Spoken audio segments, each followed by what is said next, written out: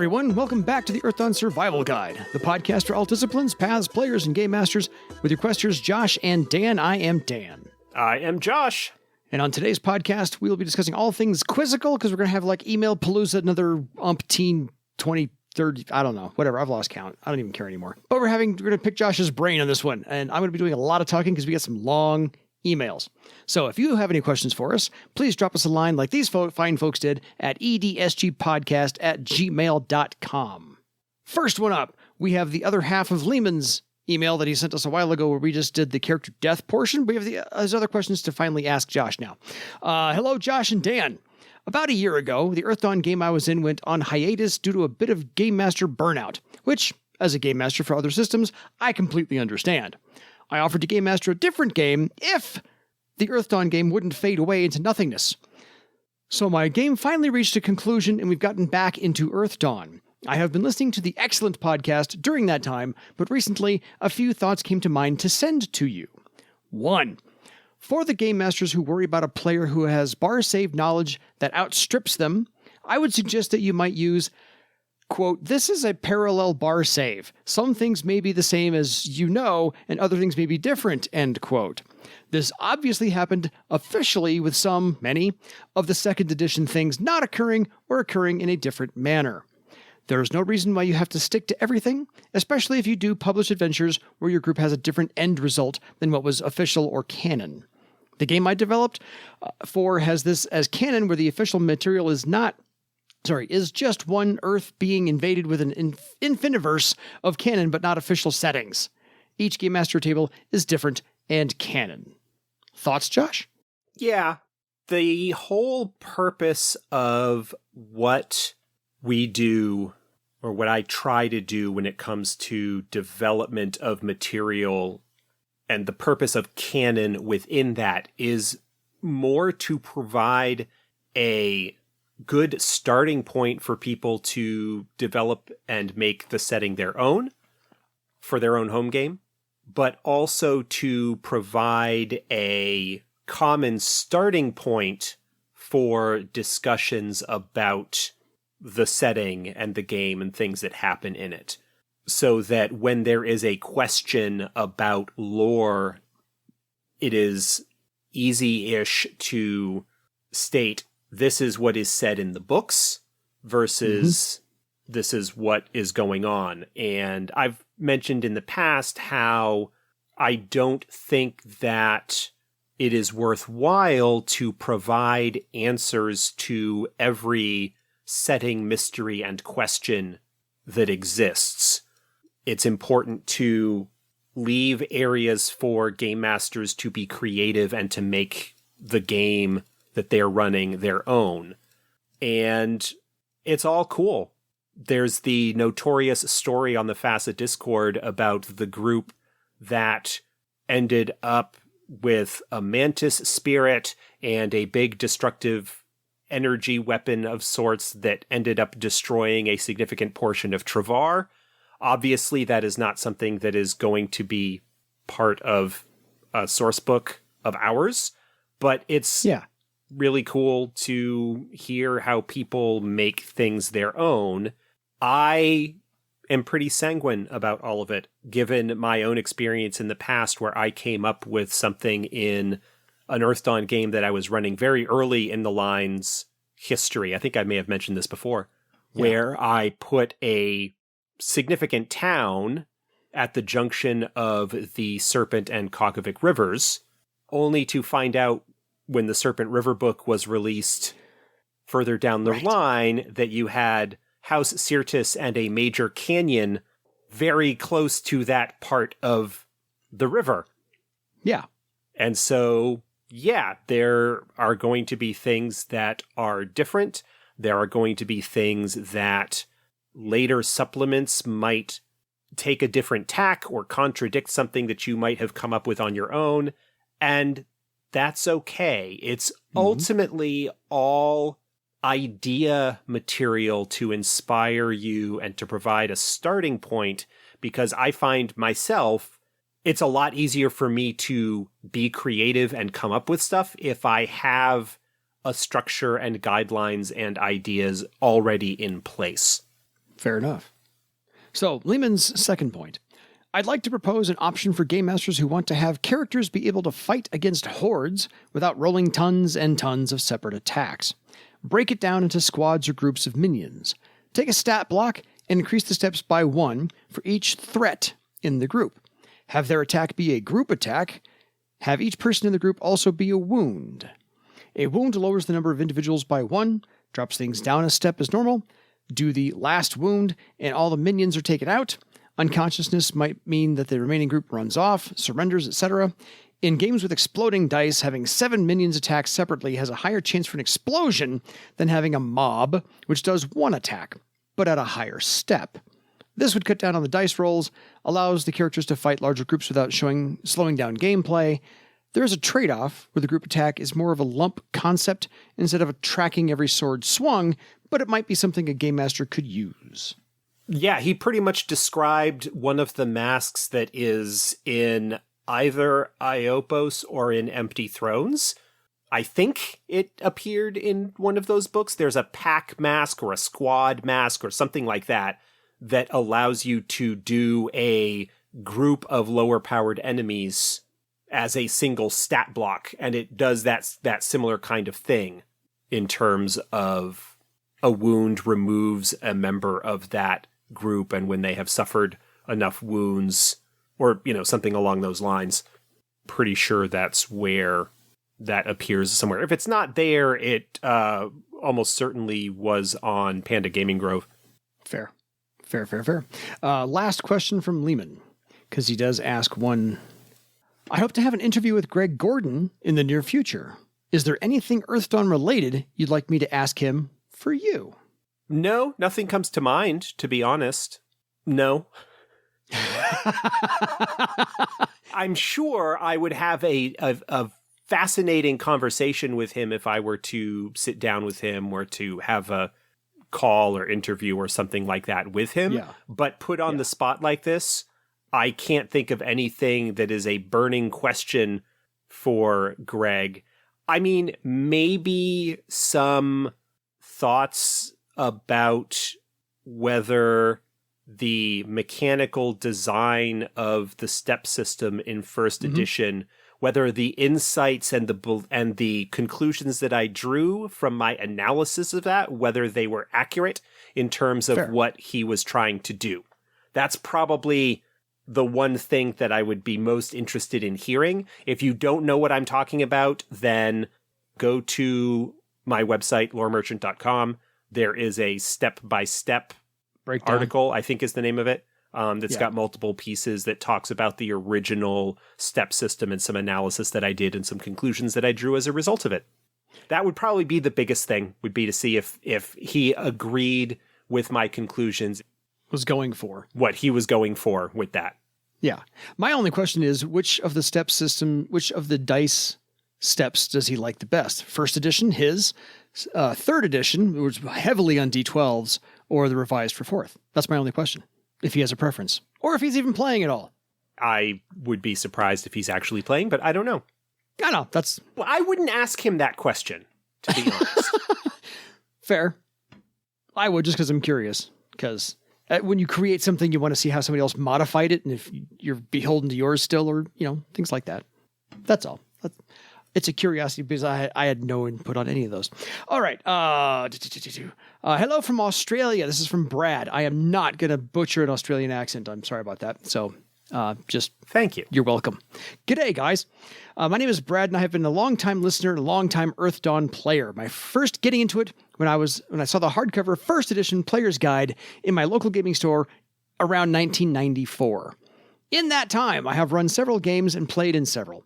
I am currently running a 4th edition game, and I love what the team has done with the system. Thank you, Josh. Thank you, Morgan. Thank you, Kyle. Thank you, everybody else. And Carl and Michael. Don't want to feel like I'm leaving anybody out. And Andy. Yes. I was interested in the player death episode because I have a few stories to share and some questions to ask. I played in my friend Simon's game, who is an amazing game master, but a very let the chips fall where they may type of game master. I originally played a human archer who started a little after the other players. During the Infected adventure, we got into a really dire position against Molta and her crew that was looking to be a total party wipe. I wasn't really feeling the archer, so I asked the Game Master if I could use the Dying Act rules to turn the tide. My archer used one of his arrows to infuse it with blood magic and shot it at Molta. It was enough to incapacitate her, and the party survived. This led to Bloodrot, our troll nethermancer, taking possession of a certain item, no spoilers, that Molta had on her possession. And instead, I created a Tiskrang swordmaster named Lagripos, who is still my favorite character to this day. He ended up getting to around 6th circle, following the Blade Master path, and also being a Lightbearer, so he was an absolute horror-killing machine. Him and the Nethermancer, Bloodrot, did not see eye to eye on things, but they both knew each other was committed to destroying horrors, even if Bloodrot would be more ends justify the means than Lagripos. The party ended up coming to a sticky end when we ended up in Parlength, and we took on the Abomination adventure from Parlength Adventures book. We got into the final fight with the horror, and Lagripos' hatred for horrors got the better of him, and he jumped in with the Lightbearer-infused dual swords at the ready. He did an ungodly amount of damage to the horror, which caused the Game Master to turn the horror's attention on him. The horror used Thoughtworm and made Lagripos turn on his allies. He attacked Bloodrot, being the character he had the most angst against, and Bloodrot opted to use a certain power from a certain item to defend himself. Unfortunately, he failed his roll, and being injured, Lagripos ended up killing him. The party ended up being fairly decimated, an additional death, and due to Lagripos' being a Lightbearer, I opted to play it so it was too much for him to bear, and he ran into Parlength ruins, his mind broken. We decided to finish the campaign at that point, and we moved on to Shadowrun instead. 20 years real-time later, and 10 years bar-save time later, I have started a 4th edition game, and I have decided to bring Lagripos back as a protagonist. Broken and corrupted by the ruins of Parlength, but still very powerful and charismatic in his own dark way. He now has a new agenda, and following that, the players will become involved with. I won't go into too much detail unless my players listen to this, but I am quite excited about using threads of a game I played into a game I am running as a game master. Which brings me to my questions. 1. There was only 2. 1. One thing you didn't cover in the episode is how to handle a new replacement character if one dies from a legend point of view. I don't like the idea of having a Circle 1 character in a group of higher Circle characters, as it feels like there would be a degree of babysitting and could exacerbate the bad feelings of losing a character. I was thinking maybe they could round down to the start of the current Circle, or a certain legend point milestone or something. What are your thoughts on that, and how have you handled that in the past? I thought we did talk about that. I think we covered that a little bit too, yeah. Did you not finish the episode? Like, get to the end of it? We kind of covered that. But no, generally I agree, especially the higher the circle of the surviving player characters, the less fun it might be for a new player, for a new character to come in with a brand new first circle starting from scratch character. Yeah. Because the difference is pretty notable, especially if you're looking at tier differences, like if the group is 5th or 6th circle, coming in with a brand new novice Circle 1 character. There's just going to have to be a lot of punches pulled or special effort being made to make sure that you are not killing the new character before they have a chance to sort of get caught up. And so, yeah, I would probably just award a fixed number of legend points, either the same number that the previous character had or something fairly close to that, maybe rounding it off to some even 1,000 or whatever based on what the total is, and just allow them to make it and get caught up.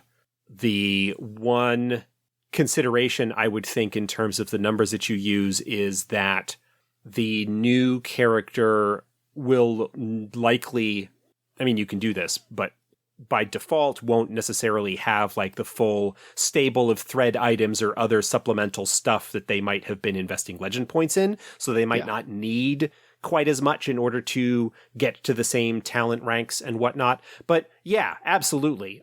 I would try and give them legend points to spend after they made the initial character to be mostly caught up to the other group. I know that that's what I did with Dora, the replacement character for Bearclaw, when Bearclaw died. Yeah, I know we talked about that. Yeah, we talked about that story. So yeah. Yeah, no, that's absolutely valid and a wise consideration. I mean, it depends on your game, and there are different ways that you can handle it otherwise, but yeah, that's a good starting point. Totally. Question number 2 from Brad. Speaking of Lightbearers, are there any plans to bring this back as a path? Anyway, keep up the great work. Love the pod. Cheers, Brad. Nothing really, no. I remember when we were doing the initial discussions and whatnot that led to the development of the path mechanics and the path framework and how that all worked. The early discussions about that, the Lightbearers were brought up as an example of an organization that would work really well as a path. But there isn't really a need. Well, no, I wouldn't say that. Because I know that a lot of people are sort of interested in them. Mm-hmm. The Lightbearers within the published material of the game don't really have much of a presence. They've got a little bit. They've got that breakdown of their abilities in the original Earthdawn Companion. There's an NPC in the Thrall book that I believe is specifically called out as being a Lightbearer. Or maybe it's in the GM booklet for the Bar Save campaign box. Mm-hmm. There's like 1 or 2 NPCs early on that sort of get called out as Lightbearers, but they do not end up being anything that really shows up as being involved in greater events. Aside from a couple of NPCs that are mentioned as being Lightbearers, it's not like the exploratory force. It's not like the Life Rock Rebellion. You know, the Lightbearers do not appear in secret societies of Barsave, for example. Yeah. They feel like they were an organization that was created with the idea of this is a group, this is a guild, this is an organization, this is a society that it would make sense for player characters to be involved with and potentially join. Mm-hmm. But they ended up not really having much of a presence within the published setting material. And similar to the Invi, in the player base, there seems to be a much greater influence in terms of home games where they appear than myself. Like, the Lightbearers are fine.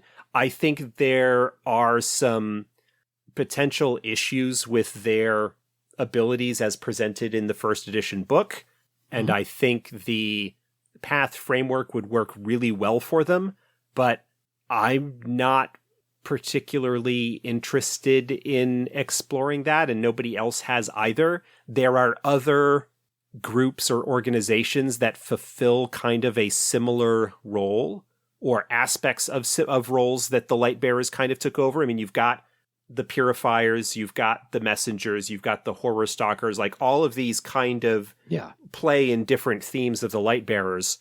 I don't know. I'll be honest. I have not looked at the first edition abilities for the Lightbearers that were there originally. And so I'm not sure how much of what's there would be useful for 4th edition. Fair. I don't know. No need to revisit it right now anyway. More than likely. Okay. Thank you, everyone. We have actually an email from Scott. Greetings, Dan and Josh. Dan needs some love, so I'm giving him top billing. I'm reading that. That's not my ego. That's from Scott. I can forward you the email. I'm teasing. I was listening to episode 191 on player character death, and it brought back a lot of memories. So I thought I would share 2 of them. Back in the day, like 40 years ago, I was playing regularly with a group. We called it D&D, but really we were just using it as a rule system and making up our own worlds and settings for the most part. Back then, character death was a common occurrence. In fact, it was not unusual to lose 1 or 2 characters each game session, usually to a bad case of terminal stupidity and other shenanigans. We always honored the dice gods and did not believe in fudging rolls. The dice giveth, and they taketh away. And we dealt with the consequences accordingly. We also used things like critical hit table and other fun tools to increase the lethality some more. However, we still always gave character death the respect it deserved and didn't take such things lightly. We rotated dungeon masters all the time, and at one point my friend Chad was the dungeon master and decided to use a Ravenloft module. I wish I could remember the name of the module, but it escapes me after this many years. The module was supposedly for characters levels 1 through 4. Chad had everyone make a first-level character, and we had a nice, well-rounded group, including support characters like a bard, thief, cleric, etc. About 5 pages into the module, total party kill. Chad was a bit flustered and said, okay, everybody make a second-level character, and we started again. This time, we jettisoned the more squishy characters in favor of more hearty ones and set out again. About 5 more pages into the module, another total party kill. Chad says, everybody make a third-level character? Now the party is pretty much fighters and barbarians. We got farther this time, maybe an additional 10 pages, and this time, not a total party kill, but very, very close. My dwarven fighter, who I ended up nicknaming Stumpy, only had about 10% of his hit points left and had lost an arm. Rot grubs can be nasty. But he was still alive. Chad says, deep sigh this time, okay, let's try 4th-level characters. This time we managed to get nearly to the end of the module, reaching the climactic scene at the end, when out of a bright light emanating from the floor comes a lich. The whole party screams things like, a lich? Are you kidding me? At this point, Chad really stepped up. The lich appears, goes into a monologue of how we had disrupted his plans, and that it would claim all our souls later, and disappears. The last part was not in the module, but props to Chad for his quick thinking. On our way back out of the castle, bruised, battered, bloody, and beaten, we ran into a band of about 15 orcs. We are all grumbling, and Chad says, look, they're just puny little orcs. Just slaughter them, we can wrap this up. We take heart in that, and our barbarian steps forward to crack some skulls. The first orc to attack rolls a 20. Oh yeah, did I mention we were using the critical hit table? Out come the percentile dice. Chad rolls and gets 100. Decapitation. Tiny little orc that only comes up to the barbarian's kneecaps leaps up and cleaves his head off in one stroke. The rest of the party screams in terror and flees for their lives while Chad says, but they're just normal orcs, I swear. We were past the point of caring. As bloody as that module was, it remains one of my favorite stories to this day. It's a great story. I have nothing to add. Dan watched the emotions that played across my face as that story was being told.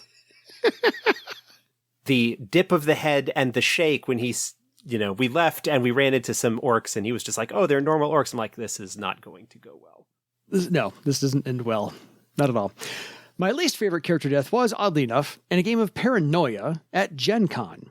This one is an example of why a session 0 is a good thing. I had never played the game before, and some of my friends had talked me into it. I had no idea how lightly death is taken in that game, and the tons of backstabbing that occurs. And it really ticked me off.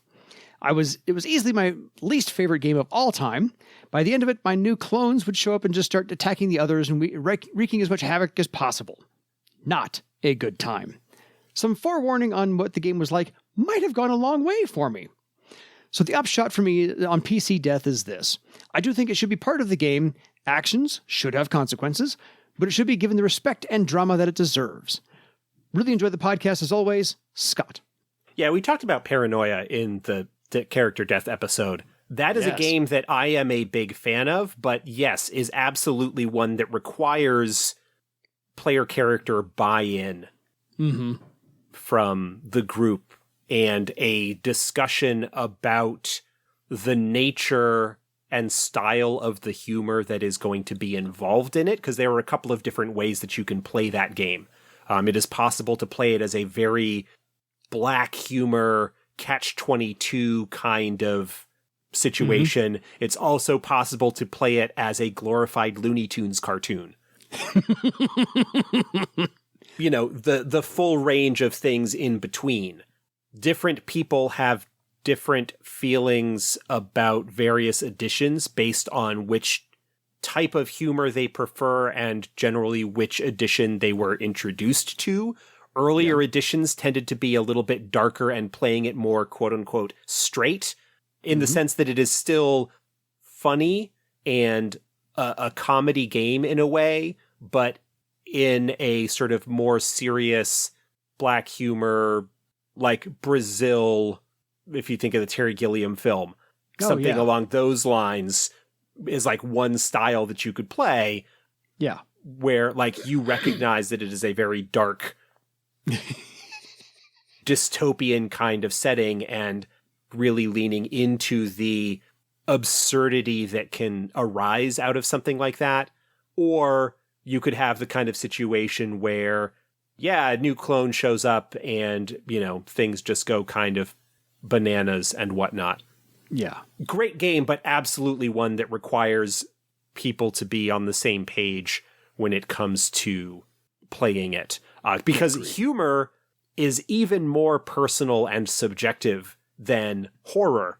So it can be very difficult to strike the right balance, the right tone for the group when you're playing in a game that's like that. Agreed. Most of the games you have to have a little buy-in on the setting, the scenery, the mood, the atmosphere. Yeah.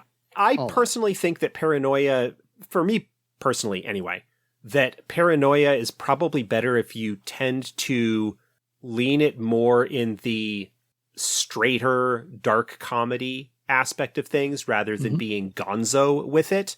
But that's because I feel that humor and whatnot is a useful pressure valve when things are getting tense.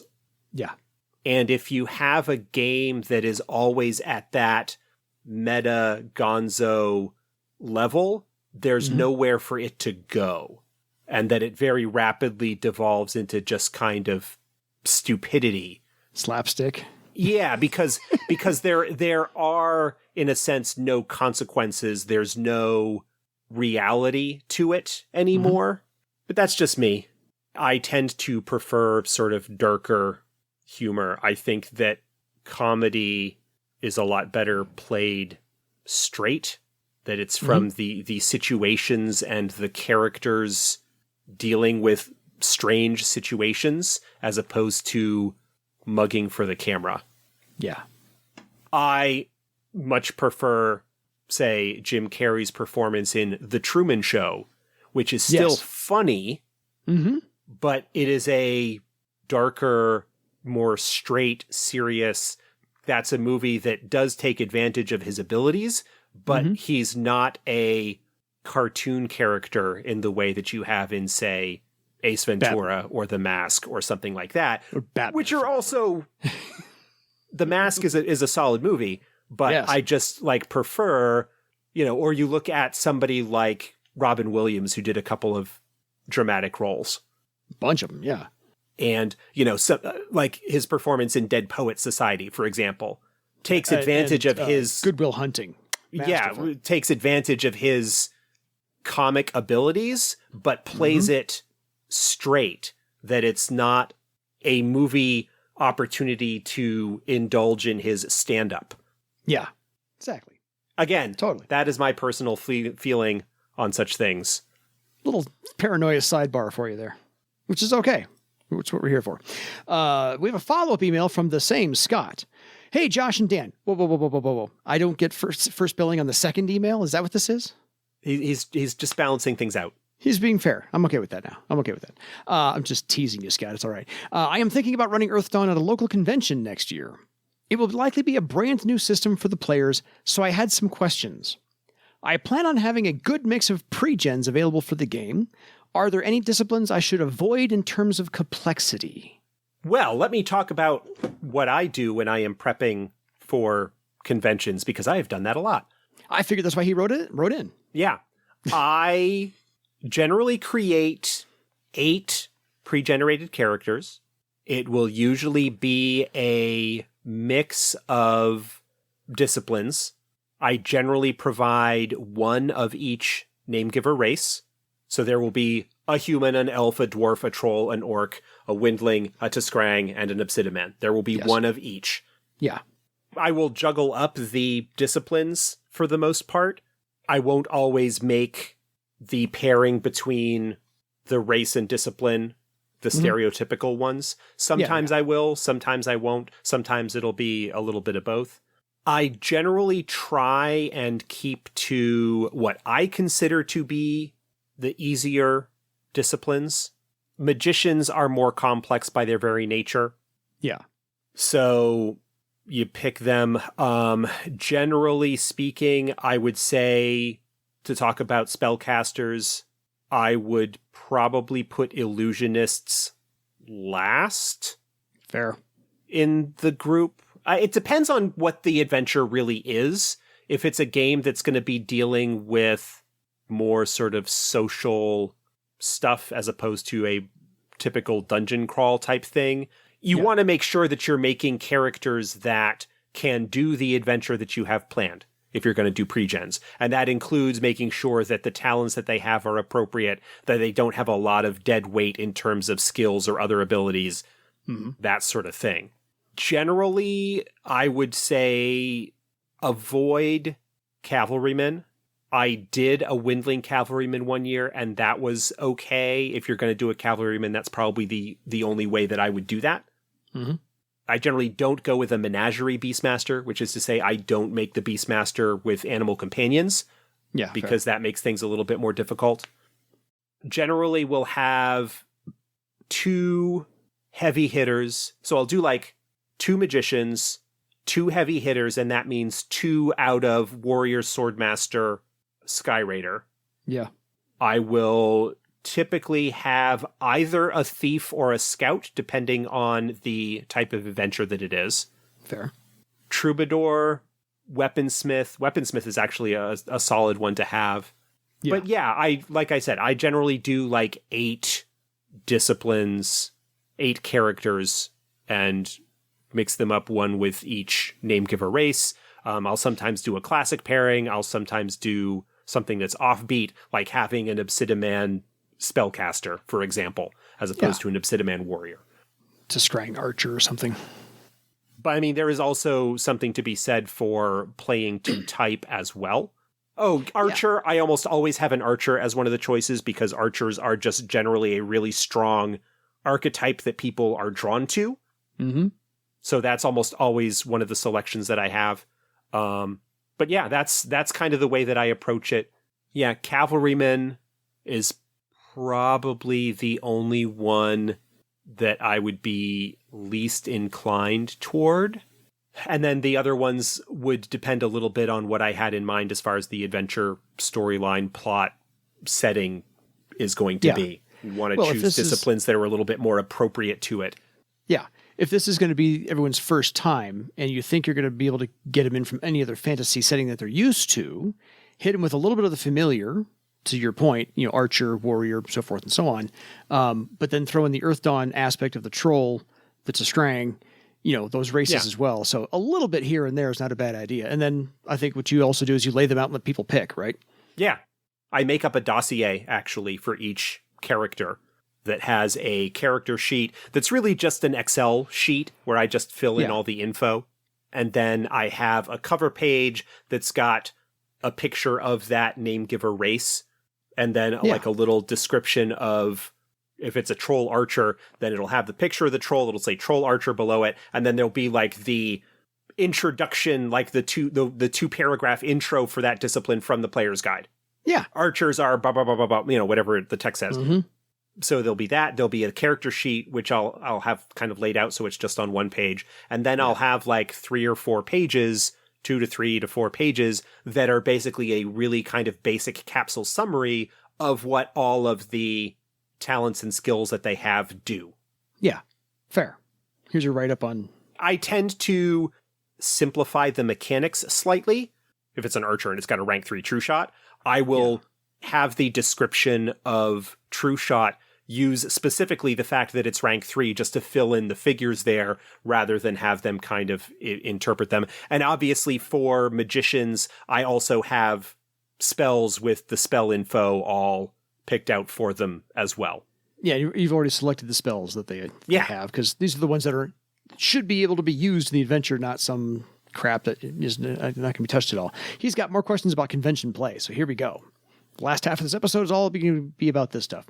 What circle should I consider having the characters be? I think first circle will be too weak, and possibly too fatal to adequately introduce the game system, but I don't want to make the characters have all the bells and whistles of the higher circles either. Maybe 4th? My starting characters, my pre-gens for conventions tend to be 3rd circle. Mm-hmm.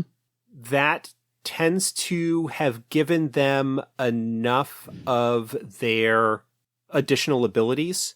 I don't think that 1st is too weak. I just think that it doesn't necessarily give them enough toys to play with or have the steps necessarily be high enough to make things worthwhile. I don't think it's so much of a concern with survivability, but I'm a lot more familiar and balanced with that. Fair. But yeah, 3rd circle, 4th circle, maybe a lot of what I do, if I know they're like 3rd or 4th circle, then I know they've got a pretty good suite of abilities. They've got some decent survivability. They've got some variety and interesting stuff. There's the opportunity for some of the synergies of various talents to come into play. Mm-hmm. I do not go above 4th circle. I keep everybody in the novice tier. I think 3rd is probably the sweet spot. 4th is okay. Mm-hmm. Because you want to provide enough cool stuff for them to play with, but not overload people who are brand new to the system with too many options. And I think the dice steps stay right in that sweet spot as well. Yeah, the dice steps tend to be, at that point, they tend to be like 8, 9, 10, depending on where you go. Yeah. Which means that when you start kicking in some of those boosting abilities, then you can get up to into those 3 dice steps. Mm-hmm. You get some cool stuff, and close enough where if they figure out some neat synergies between stuff, you could get some characters who are getting up into steps that actually do have D20s in them. Yeah.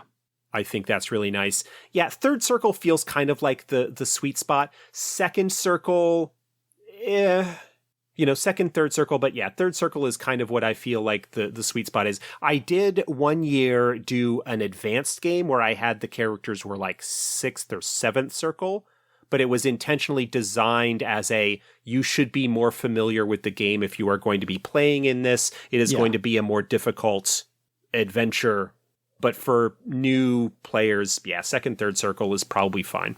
Fair enough. Next question. Are there any good descriptions or possibly maps for the design and layout of kaers? If not, are there any dungeons or other subterranean maps from other systems that might be good to use? There is in the Barsafe boxed set. Yeah. There's a really kind of like smallish kaer map that kind of gives you an idea of one example layout. Mm-hmm. Ardanian's Revenge has a big kaer. Yeah, Ardanian's Revenge has a kaer in it. It depends on if you're looking for something sort of smallish or if you're looking for something a little bit larger. Yeah. The Citadel in Mists of Betrayal is sort of supposed to be a ruined kaer, but it doesn't feel big enough even for a small community. Like, it doesn't have stuff in it that I feel would make sense for a sealed community to have. And I think that may be just part of the early design phase of things. The only other one I can think of is the Tomb of King Runevere. But yeah, that wasn't a kaer, though. I know. But that's why I needed to say that out loud to get it out of my head. There's the ruins that show up in Shattered Pattern, but none of those are kaers. Yeah. Those are like ruined temples and other sort of things like that. Yeah, there really aren't a lot, and I can't think of anything offhand that would be able to substitute in easily as a kaer from other systems. I mean, we are going to have an episode coming up here in the next couple of weeks or so where we are going to be talking about kaers, and while we won't really necessarily be talking about mapping so much, we are going to talk about things that probably need to be considered when you are designing or creating a kaer of your own for an adventure. You're not wrong. So that's something to keep in mind. Maybe keep an ear out for that episode, and that may provide you some insights. Yeah, it'll be there before episode 200.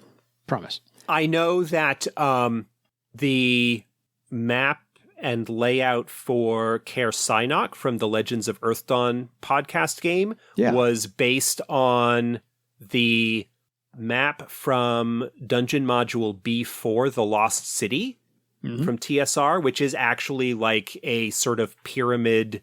Yeah. And so that actually was used as a kaer, and I think it can work reasonably well for that. Fair. You know, a kaer is an underground community. Yeah. Town or small city or something like that within an enclosed environment. And so you need to think about everything that community is going to need and include it in some way, as opposed to a lot of dungeons that you get in other fantasy games that don't need to have that consideration because people can go outside. Yeah. That's the big thing when it comes to kaers compared to other types of ruins or dungeons, quote unquote, from other fantasy games, is that folks living in a dungeon or underground cave complex are likely to be able to go outside to get stuff to bring back to their home, as opposed to needing to do everything within that limited space. Yeah. A kaer is an underground biosphere, so it has to be self-sufficient, self-sustaining, and a dungeon, air quotes, doesn't have to worry about that. That's just... There should be an ecology, there should be an ecosystem of sorts for reasons of believability, verisimilitude. Yeah. Those are things that maybe you should keep in mind. I mean, you sort of need to answer the question, how do the people in this place eat? Where do they get their food and water and other resources? Yeah. And in other cases, hey, look, there's a cave in down that corridor. That answers that question of, well, the answer's behind that and you can't get to it, so move on. Yeah. So occasionally you have that. One of those things. Next question. My idea for the initial adventure is to start the characters out still locked up in their kaer, with the residents in a heated discussion about whether it is safe to come out. The characters can volunteer or get elected to be an advance party to check things out. I figured this would allow me to lean into the lack of knowledge the players may have about the setting, and allow me to introduce the devastation of the Scourge and other aspects of Barsave as they encounter them. Does this seem like a reasonable primer idea? Yeah, it's not a bad one. I mean, again, going back to Ardanion's Revenge, that's sort of the premise of that, if you're playing it from inside the kaer, that the group is venturing out and you sort of have this expedition from the kaer itself through the caves up to the surface. So it is a perfectly valid approach for a starter adventure. And it does give you the advantage of not needing to necessarily lore dump a whole bunch of setting material. But I think I've said in the past that I don't think that that's necessarily needed beyond the sort of basic high concept of Earthdawn as a setting. Fair. You don't need to get into political history and relationships and stuff, except for where it matters in the adventure that you're running. But yeah, starting in a kaer does allow you to do the thing. Yeah, it's kind of like the opposite of D&D. Instead of going into the dungeon, you're starting inside and going out. So it's the twist on that ploy, and I don't have a problem with that either. That's not a bad thing to do. For published materials, what would be some other good scenarios to run in a 4-hour convention setting? Any of the Legends of Barsave adventures. Any one of those. Those were originally developed for convention settings. Yeah. Even the, it's a little bit shorter, but even Masks of Fear, the adventure that's included in the Quick Start packet and is also included as the first adventure in the combined Legends Compendium Volume 1. Any of those would work. You could potentially get away with running if there are like low circle adventures in the Thrall Adventures, Parlength Adventures, Skypoint Adventures. The downside of those is that they tend to build on a certain amount of character knowledge in terms of what might be going on. Fair. You could look at the shards that were put out during the Red Brick era. A lot of those tend to be shorter, one-shot-ish type adventures. Yeah, there's 8 shards in 2 different books. I was going to say, some of them are adapted from the Thrall Adventures. Runvir's Tomb has a shard version of it. So yeah, there are a few things that you could do in there to provide a decent sort of one-shot convention scenario. Yeah, and most of those pre-published adventures do say in the first couple of paragraphs it's written for this number of players and at this and so circle. So they will help guide you with kind of the level you're looking for. I've done a lot of those. My games tend to sell out when I'm running them at Gen Con. Well, you're Josh. Our Earthdawn games just in general tend to sell out at Gen Con. It's not just me. I tend to prep, like I said earlier, I make 8 pre-gen characters. I kind of put 6 tickets up for sale. Mm-hmm. And then if we get walk-ins or whatever, I actually have 8 characters. Yeah. I'm not crazy about running that many, but I can do it. Yeah.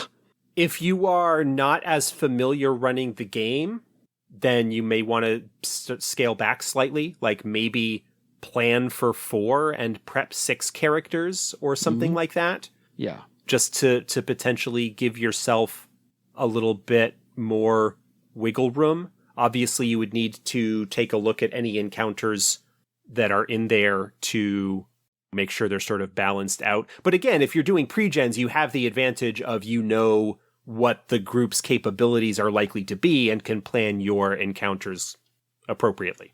Agreed. Lastly, what other advice do you have for Earthdawn convention play? Still loving the podcast. Keep up the great work. Scott. Keep it relatively simple. For a convention play, players tend to be a lot more willing to follow tracks that are laid down because there is an understanding that you are there for this one session and you only have so much time. Mm-hmm. And so there's not necessarily going to be as much wandering around as you would, like, say, perhaps in a home game. Of course, that will depend in large part on the players at the table. So you obviously need to be willing to roll with the punches that come along there. Generally speaking, what I like to do, if we're talking about a 4-hour slot, I tend to do like 2 combat encounters. Mm-hmm. I tend to do one relatively early on that is fairly basic and straightforward because it gives the players, especially new ones, a chance to try out these characters and roll some dice and do some stuff. Yeah. Then I will typically have an investigation and or role-playing scenes that kind of take place sort of in the course of things. Maybe one of which might end up needing to be a minor fight or something, depending on how the group approaches it. And then I will generally have, like, the final scene will be a combat encounter of some sort. Fair. That's kind of like how I do it. I am also, again, very practiced at running convention games. But even then, I keep my convention stories relatively simple in terms of their outline and story progression. Yeah. Because that's easier.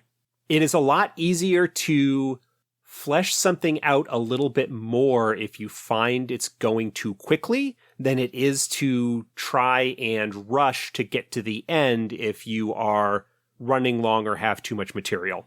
So keep the plot kind of simple. Yeah, like keep things relatively simple in terms of the story, like a follow the treasure map kind of thing. Yeah. I generally don't have more than 4 or 5 scenes in most of my convention scenarios. Fair.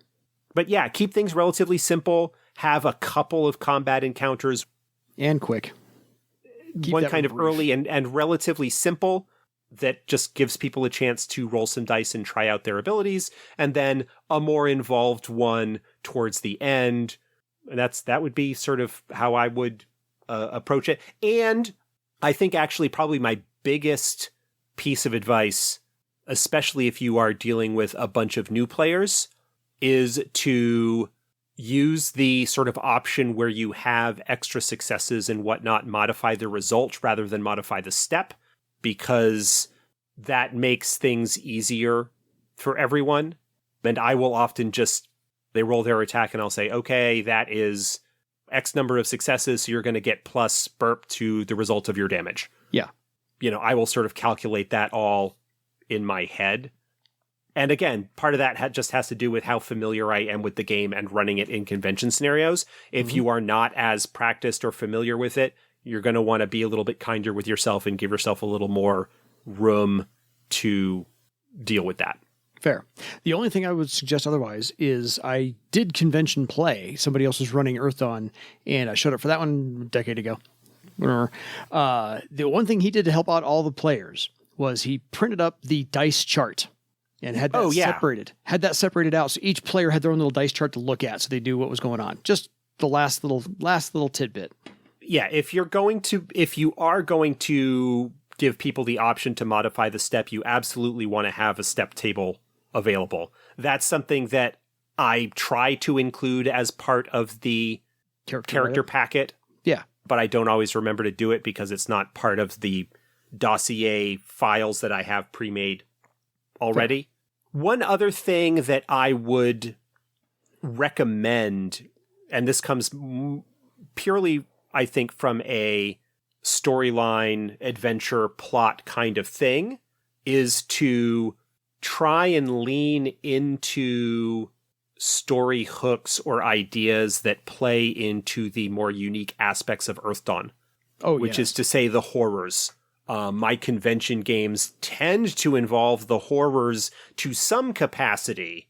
I had one that didn't actually involve the horrors, but involved a little bit of an expedition into the very edge of the Badlands to locate a temple to Rashomon, who is now Ragok. And so there is that mad passion, horror corrupted kind of feeling going on with it. Mm-hmm. It was like a treasure map kind of thing where they were trying to find this place because supposedly this artifact was there. Like classic MacGuffin treasure hunt kind of thing. Totally. But yeah, I tend to lean into... what makes Earthdawn Earthdawn. Yeah, the things that kind of make Earthdawn Earthdawn. Yeah, instead of just your typical fantasy sword and sorcery game. By all means, lean into that as you should. Yeah. Go sell the game. Starting in a kaer is something that is automatically going to be notable when it comes to that sort of thing. Absolutely. Point well taken. So, folks, that's going to wrap up this episode for you on our email palooza umpteen 20-something, whatever. So if you have any questions for us, please drop us a line at edsgpodcast@gmail.com. We'd love to hear more about your character death stories, as fun or not fun as they are. Please send them coming. This is a nice recurring theme I'm enjoying right at the moment. So until next time, go prep your con adventure. And Scott, if you're going to do it in Colorado, hit me up. Good night, everybody.